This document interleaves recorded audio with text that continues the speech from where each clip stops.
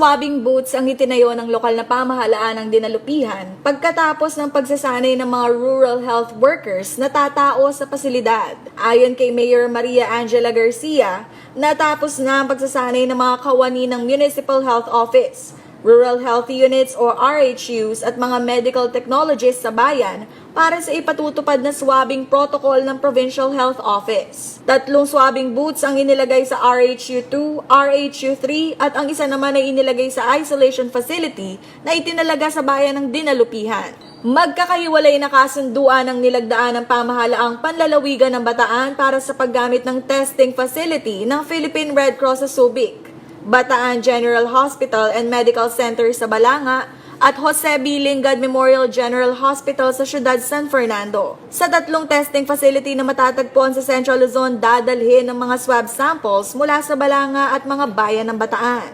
Ayon kay Garcia, mas maraming swab test ang may sasagawa ng dinalupihan at para makita ang tunay na bilang ng mga residente na may COVID-19.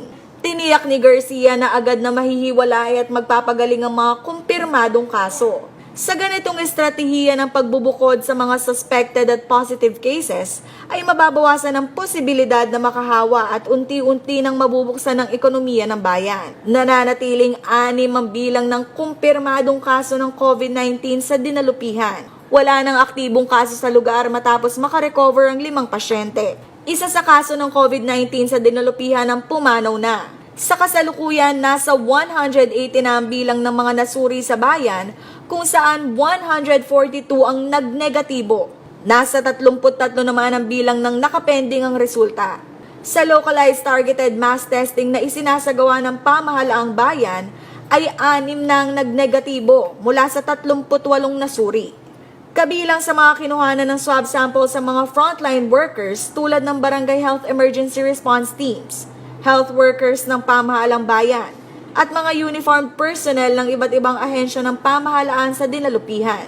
Patuloy na hinihiling ni Garcia ang iba yung pangunawa at kooperasyon mula sa kanyang mga nasasakupan sa pagsunod sa mga pinatutupad ng mga alituntunin ng pamahalang bayan laban sa COVID-19 sa ilalim ng General Community Quarantine. Karen Maurilio, CLTV News.